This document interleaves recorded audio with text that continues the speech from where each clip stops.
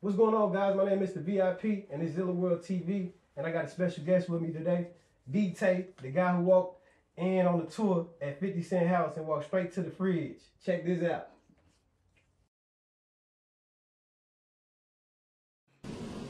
If you look at the situation with D-Tay, Tay was his man. Like when they was actually hustling, they was in Nashville. They was in a spot. Somebody tried to rob the spot. They came in there with intentions to kill somebody, to get whatever was in there. And Buck got shot in that situation, and D-Tay put that work in to get them up off of them in that actual position they was in that spot. Like, Tay is really about that. What's up, man? What's going on, D-Tay, man? What's up, man? How you feeling, bro? What's going on, man? I can't call it, man. What's happening, Zilla, man? It's a pleasure to be on your show, man. For sure, man. Good to see you here, yes, man. Sir. Yes, sir. All right, so we're going to jump straight to it, man. So what did 50 Cent say after you went in his fridge, man? Oh, man, you come with the questions like that. I mean, you know, it's a real world out here. So, yeah, you know, real niggas do real shit. And at that time, it was a situation where Buck didn't want to pull over on the way to 50's house. It was the first time for me being there, you know. Long story short, I told him to pull over. He didn't pull over. I told him he don't pull over. I'm going to go into the refrigerator. You know what I'm saying? I ain't never know who no 50 Cent was like that. I'm from the South. You feel what I'm saying? So we pulled up at the house and bro, you know, he's showing us around the mansion and shit. And it's an east wing and a west wing. You know what I mean? So we walking around, he show us some shit. I see a refrigerator. You know, I was so high, I started to go in that refrigerator right there. You know what I'm saying? I said, I ain't gonna do that man like that, man. I don't know that man like that. Yeah. So he take us back to the middle of the house, and then he say, well, let me take y'all on the west wing. I'm telling myself, if I see another refrigerator, it's meant to be. You feel what I'm saying? Man, we walk by, I see a living room. I said, I see another living room. We gotta be a refrigerator come. Yeah. Then we pass it. We walk in front of that kitchen, man. I let them boy walk in front of me, Buck, Phil. A couple niggas from Cashville that Buck had with him, you know what I'm saying? Yeah. I let them boy walk in front of that goddamn kitchen and double back in that thing, man. I seen it, man. When I opened that refrigerator, he had turkey and cheese, Miracle Whip, bread, and he had just got that vitamin water deal. So he had a case of vitamin water, you feel me? Man, we smoking that goddamn New York Zaza on the way. So it's gonna have that piff. They call it piff at the time. That's what they call it. Yeah. Man, I went in that main refrigerator, man, made me a turkey and cheese. I was trying to eat it fast though, cause the mansion was big. I was like, I can't. They got a little ways to go, so I can eat this quick. Yeah. Man, I took like a couple bites out of that thing. See, he had just bought the mansion from Mike Tyson. Yeah. So he was still doing some construction to it of his own. So they had to come back a little earlier than I thought. You know what I'm saying? By that time, I'm already leaning over the counter. I got a jaw full of turkey and cheese. Yeah. I done opened a vitamin water. Yeah. I ain't asked this man. I ain't even asked this man goddamn for nothing. You feel what I'm saying? Yeah. But that was a funny time right there. It was real. You know, 50, they come back by, they called me, 50 looked up and said, yo, this nigga is crazy. This nigga's in my refrigerator. Buck like, no, I'll kill you, nickel. Yeah. That nigga 50 said, man, go ahead, Tay, make yourself at home, man. You know what I'm saying? You could. Buck back there behind him like, you won't kill you. But I like I said, man, I ain't mean no disrespect or nothing by it. I think Fifth kind of seen that, but he was treating us like brothers from the jump. Yeah. You know what I mean? I bet, man. I recently watched 50 on the Breakfast Club, and he talked about the situation with the chain and the Cabrini Green homes. You know what I'm saying? He didn't say your name, but you know what I'm saying? We knew it had a lot to do with you. You know what I'm saying? I'm from Chicago, and there ain't no place you just need to be, man. So look, I need to know two things, you know what I'm saying? What's up? You know, what was you doing there? Green, you know what I'm saying? Shout out to Chicago, too. And what happened to the chain? But look, before you answer that, let's check this out real quick. One of the dudes in Buck's entourage decided to leave the hotel and go to Cabrini Green Projects because he wanted to party. And what? He had the spinner, the G on the spinner piece. They robbed him for the piece. So after he got robbed for that, the twins, they got it to the twins because that's who would have the money to buy that. And then Jay Flores, he got the piece back to me because just to create the relationship, he brought the piece back. You know? He stole it from Buck's boy. Yeah. And then And what? After, then it got back to me through Gabi. Gabi, he's working at RCA at the time under Steve Rifkin, and he had a relationship with them, and then that's how he got the piece back to me. Oh man, you know, honestly, I got a lot of respect for Big Bro with that reply that he did with that, because what's in the streets be in the streets, and you know, you stay in the streets. You feel what I'm saying? So a lot of times back then, I was moving a little faster than I was supposed to. Yeah. I was a little wilder. You know, I was the one who wanted to be out there. And the thing with the Cabrini Greens thing was that we had got there and did our show, and most of the regular clubs was closed. Yeah. It was after hours. And one of our homeboys from Cashville was with us. We was with his cousin from Chicago, actually. Oh, okay. So and they came up to the room. Yeah. Me and Buck up there chilling or whatever. They came up there and said, y'all want to go out tonight? And my love, you know what I mean? I was always hyper, like whatever. And I asked him, did he have a strap? He said, yeah.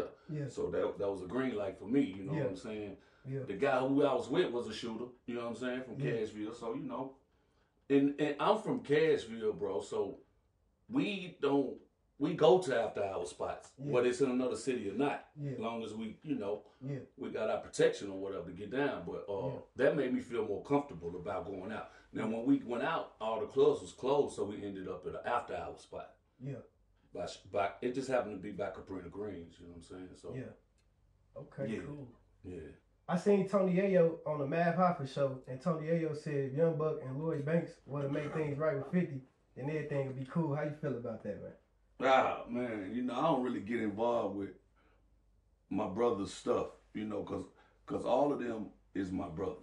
Yeah. I look at all of them like they my brothers. Yeah. Even the situation with Buck, you know what I'm saying? From knowing him so long, he's still my brother. You know what I'm saying? But we grown now, you know, and everybody got their own lane. So when it come to them, 50 and Yayo and Banks, and I let them do that. Yeah. You know what I mean? Okay, cool. All right, look, check this out. It ain't a secret when Juvenile's in Nashville, you know what I'm saying? He always sing with you, you know what I'm saying? Let's take a look at some of these footages real quick. What's happening with the bro Juve, man? Send me my check, nigga. Yeah. Zilla World TV. Yeah. Gorilla World TV. Godzilla World TV. You bitch ass nigga. Yeah. Oh yeah, man. You know that's the big bro too, man. That's the big bro right there. Shout out to Juvenile, man. I learned a lot from Juvie anyway. You know, we've been knowing Juvie. I've been knowing Juvie like I've been knowing 50, you know. Yeah. 18 years, 17 years, you know. So Juve was always the one that, you know, to be honest with you, he was wild too in them Cash Money days, you know what I'm saying? So we was outside for real, you know, when we was going to these cities.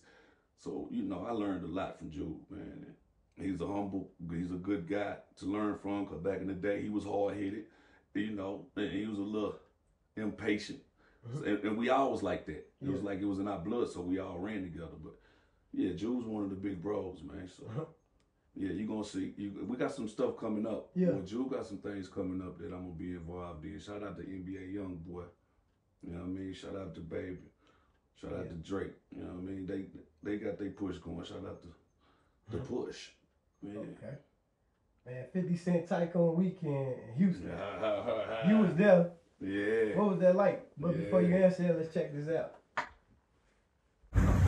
We out here, we outside Houston, Texas. Cashville, Bruh Park, that thing right here. I'm live to jump in that. You know what it is. Been drinking for like 5 days straight. Yo, nigga, I want to sleep for a month. I tapped out. Them niggas ain't had no sleep. I'm drinking for a month after this. She said, yo, go. I said, oh, God. So I got up, I started walking over there. I said, oh, God.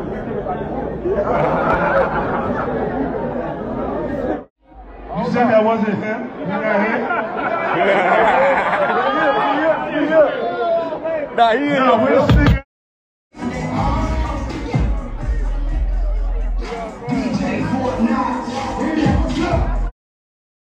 Yeah, man, the Tycoon Weekend, that shit was crazy, bro. Yeah. You know what I'm saying? That was dope for Houston. That was dope for Texas. Yeah. Shout out to Trey the Truth. Shout out to the baby, Jeremiah Jacquees. Shout out to my big brother Flo Rider too, man. I mean, it was an epic event. You know, you had to be there really. It was like a 4-day event. You know what I'm saying? And he rented a hotel out and threw all the parties there. You know what I mean? So, man, it was live. It was a lituation, not a situation. Yeah, it is. So, rapper Future mentioned your name in his song, The Feeling I Get. Let's take a listen to this. I fuck with you the strong way. Chat-town, M-town, Cashville, D-Tape. Salute to you, salute the troops. St. Louis, tell me what would I do without you? You notice me like Chuck. Off from D-More, you fuck with me on the West Coast. Just like Esco. Yeah, man. Shout out to my brother Future. That was a good look. Yeah. A lot of things that happened back then, I wasn't ready to be a rapper or artist back then. Yeah. So I didn't catch them things. You know what I'm saying? Even when that situation happened, Rocco had to tell me, like, Tay, you hear bruh song? And we from Nashville, so we ain't heard Future before. You know what I'm saying? So when he told me he said my name in the song, I was like, that was real, but I didn't know it was gonna be that big. You know, I didn't know it was gonna go worldwide like that. So shout out to my brother Future, man. That situation was weird how that happened. Yeah. Because at the time, me and Buck wasn't really seeing eye to eye. You know what I'm saying? I was doing my own thing with an independent record label, Felonious, out of Cashville, and he was still doing his thing. But it was some local stuff. It wasn't, you know, worldwide or nationwide that we wasn't really getting along. So Rocco's coming to do a record for me at the studio on Music Row. Just so happened, a coincidence, that David happened to be in his studio downstairs working. So when Rocco pulled up, Buck was leaving, and Buck asked him would he do a record with him, and Rock was like, yeah, let's do it. Yeah. Now I'm not knowing that he done seen Buck while I'm upstairs, so I called him, brother, like, where you at? He like, I'm downstairs. I'm like, downstairs doing what? He like, I'm down here with Buck. So I'm like, okay, I'm finna come down now. So when I get downstairs, you know, David had, you know, the guys with him from Cashville, but they knowing me and him not really rocking like that. So they looking like, where Tay come from? You know what I'm saying? So I walk in the session or whatever, they got the beat playing and stuff, and you know, David, he do what he do. He get the oh man, nigga, what's up, Tay? You know what I'm saying? Yeah. My nigga right there. What you doing, Tay? Rocco, like, you know, he playing it normal. Yeah. Like we usually be. Yeah. So I ain't tripping on what you doing, Buck. What y'all got going on here? Or whatever. And Rock like, what up, Tay? You know what I mean? They over there writing or whatever. Yeah. So I let them write for a minute, and then I look up, and Brock like, what you doing? You gonna write something? And I'm like, I'm looking around. I'm like, I really ain't fucking with this nigga like that. You know what I'm saying? Yeah. And I'm looking at it like, we really not rocking like that. Yeah. You know what I'm saying? So I really was gonna let him just do the record, him and Rock. And I said, yeah, I'm gonna write something. I remember saying, yeah, I'll write something just to play it off. And by that time, man, I had looked around the room and I seen this dude standing against the wall with some dreads and some glasses on. And he had a phone in his hand, and he just kept typing on that thing. So, you know, me, I'm checking the room out. So I get up, you know, I introduce myself. I'm like, what's up, homie? Who are you? I'm D-Tape. You know what I'm saying? And at the time, he was like, I'm Future. You know what I'm saying? Yeah. Future something. He had a nickname too that he said. And I was like, okay, that's what's up, homie. I said, what you over there doing? He was like, I'm just over here writing in my phone. Back then, I only knew writing on the pad, you know what I'm saying? So it was new for me, so I was curious. I was like, let me see, you typing each letter like writing like that? He like, yeah. I look at it, he done wrote a whole, he been writing, basically, while the beat was playing. Yeah. So when I seen that he had already had some work right there, I was like, you wanna jump on the record? And he looked at me and he was like, for real, you good? I'm like, yeah, you can do that? He was like, that's real. So he gave me that, whatever. Yeah. I went on and kicked it for a minute, went on back upstairs. Well, Future ended up jumping on the record, and come to find out, you know, a couple weeks later, Rocco had a show in Memphis, and I went up there and fucked with him. Yeah. And we was downstairs, and he said, "Man, what's up with dude, man?" And I was like, "Who?" You know what I'm saying? He was like, "Buck." You know what I'm saying? I was like, "What he do?" And he was like, "Man, you know, he put Bro on the record, and he sent it back to me, and he took him off. You know, he sent me the record, but he took Bro off. You know what I'm saying?" I was like, "What?" He was like, "Yeah, man, that was weird. That was some weird shit." You know, and at the time, Buck kind of had the juice with the music thing, and Future was new. And Future kind of was respecting the fact that he was getting on the record with dude, you know what I'm saying? Yeah. And he kind of fucked me up too. I didn't know he was going to do that, you know what I'm saying? Yeah. So, Rocco, they didn't sit right with Rocco, whatever. And, man, this is just how the world is, man. Yeah. About 2 weeks later, Tony Montana, you feel what I'm saying? Yeah. So it's like, then from there, Bro became an alien. He ain't came back to Earth. You feel me? He been gone ever since. So you just gotta watch out. You know, when it's your time, be humble with your time, man. You know that new upcoming artist is coming. That just because he's not hot right now, don't mean he ain't gonna be hot tomorrow. So you show them the same respect that you would show any artist. You know. Sure. But that was the situation with that, with the record with Future and Bug. It's a shout out from Future. Yeah, I appreciate that. All right, bro. All right, it's time to play a game, man. I'm finna ask you some questions, man. Finna change up the gears a little bit, man. All right, the first question is, who is the head of the Simpson family? Marge Simpson, Homer Simpson, Lisa Simpson, or Bart Simpson? Bart Simpson. It got to be Bart, man. He was always into something, man. You hear me? Right. He was always into something. Yeah. Which 70 TV show family had 8 kids? The Bundy family, the Bradfords, the Brady Bunch, the Partridge family. I'm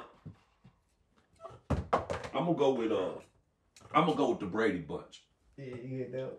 All right. I'm gonna go with the Brady Bunch. Nah, that's right. Mm-hmm. All right, here go another one. What was the name of the high school Saved by the Bell was set on? Was it East Side High, Bayside High, Riverside High, or West High? I'm gonna have to say West Side High. Dang. It was Bayside High. It was Bayside High. Okay. I'm gonna put the real sound in there. Okay. This last one I'm asking you, man. Where did you get all these G-Unit South hats from, man?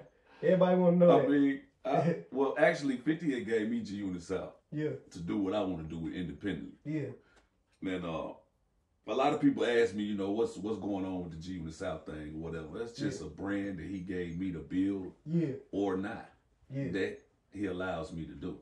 You know what I'm saying? So it's merchandise, you know. Oh, yeah. I like to feel good, look good, and then I'm going to do good. You got a color for every outfit. Yeah, like that, man. Maneuver. Yeah. All right, man. Man, it was a pleasure to have you on the show, man. I appreciate you, man. Y'all make sure y'all check this out, man. Don't miss this. Man, let them know who you with and who you rocking with, man. Man, it's Cashville D-Tape, the Uncle Cashville, and we rocking with Zilla World TV, man. All you local artists and all you other artists better tap in. Yeah, these.